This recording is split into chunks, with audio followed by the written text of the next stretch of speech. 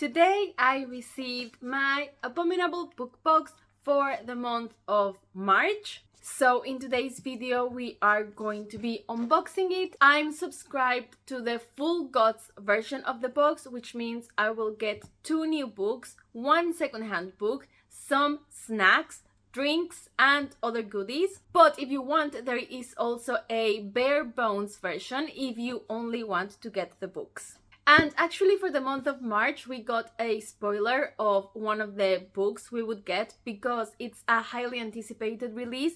So it was just a way for subscribers to know in advance so they wouldn't go and purchase the book. But if you don't know what book that is, I will keep that a surprise for you. This is Michelle's Melancholia, where we read books to fear and shed a tear. And let's see what's in here. As usual, you will get the first peek into the box. And you can't really see anything because the secondhand book is at the top and the secondhand book always comes individually wrapped to make it more of a surprise. And because it's always everyone's favorite part of the unboxing, I'm just going to do this at the very end. The next thing that's immediately visible is our little bag of drinks. So it looks like this. And inside we have a couple of tea bags, a couple of different instant coffees, and a hot chocolate.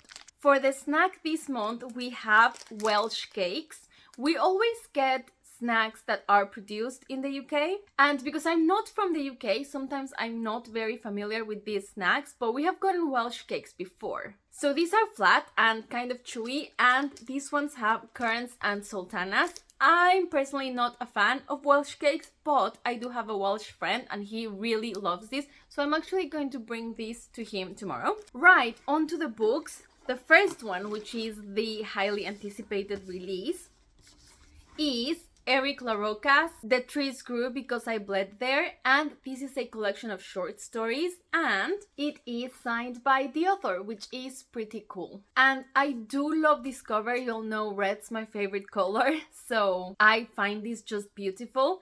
And I'm seeing that it has some cracking blurbs. So it's blurred by Ellen Datlow, Ramsey Campbell, Andy Davidson, V. Castro, Ronald Malfi, and Philip Fracassi. So I've accumulated quite a few Eric LaRocca books, but I haven't read any of them, even though I'm sure I'm going to love it. And you know, this is what I always do. I'm always trying to save books for the perfect occasion. Part of my brain knows that the perfect occasion is now. But if you have any strong feelings on whether I should read this first or any other of his works first, just do let me know in the comments. And I've just seen the other book that we got and I'm super excited as well. It is Sister Maiden Monster by Lucy A. Snyder, and I've heard really good reviews about this. A virus tears across the globe, transforming its victims in nightmarish ways. As the world collapses, dark forces drive a small group of women together. To survive, they must evolve. Erin, once quiet and closeted, acquires an appetite for a woman and her brains. Why does forbidden fruit taste so good? Savannah, a professional BDSM switch, discovers a new turn-on, committing brutal murders for her eldritch masters. Mariva, plagued with chronic tumors, is too horrified to acknowledge her divine role in the coming apocalypse, and as her growths multiply, so too her desperation. This sounds intense and dark and weird. It seems like it has some cosmic horror, some body horror, and I'm just very much looking forward to see what this is going to be about. I really wasn't expecting to get this book this month, but it was definitely in my to-buy list, so I am very, very excited that this is in this box, and I think these two might actually be a fantastic pairing. So finally on to the little bits of fun stuff we get. And this month we have something different that we have never gotten before, and that's a patch. And we have an Eat patch. So the classic red balloon with the words "We all float down here." And I've actually never ever in my whole life put a patch on anything, and I actually have no idea how to do it or where can I put it? I mean, I know that you can put them on like denim jackets, but I don't own a denim jacket. So if you have any ideas of what I could do with this, please let me know, because I do really like it. Then we have the classic Abominable Book Club bookmark, and each one has a microfiction in the back, which I will read later. And then there's another bookmark which always has kind of a theme, and I'm not sure what this one is, so let me know. This is one side and this is the other one. So just based on those eyes, I'm wondering if this is Mothman, but I don't know, so I think I'm gonna look that up. But regardless, this design is pretty cool. And the only thing left for us to do is unwrap the mystery book. And what am I going to do if I get another Dean Koontz? I really don't know, because I've gotten Dean Koontz books in my last 2 boxes and I'm not a fan. So I'm just praying to the gods that this time we will have something good. And as usual, I'm going to show it to you before I see it myself.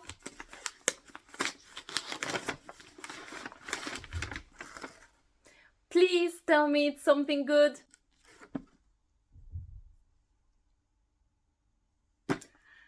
It's another Dean Koontz. Like, I'm not even joking right now. If I'm being completely honest, at least this cover looks cool. It is called Twilight Eyes, and let me read the description for you. They're out there, lurking, waiting, feeding on human suffering, fiendishly plotting their ultimate triumph. Slim Mackenzie knows what they are, what they do, and how they hide in human form. He is blessed or cursed by Twilight Eyes. He can see the diabolical others through their innocent human disguise. He's already killed one of them and he'll kill again, but even the grave won't hold them. What should I do? Because the cover is actually cool, but I just don't know if I have the patience to try Koontz again, especially because all his books are so chunky. So if any of you is a Koontz expert, let me know if this is worth it. And if you're an Abominable subscriber, also let me know if you've been getting loads of Koontz lately, because I don't know if I'm just really unlucky or if they just have all Koontz books.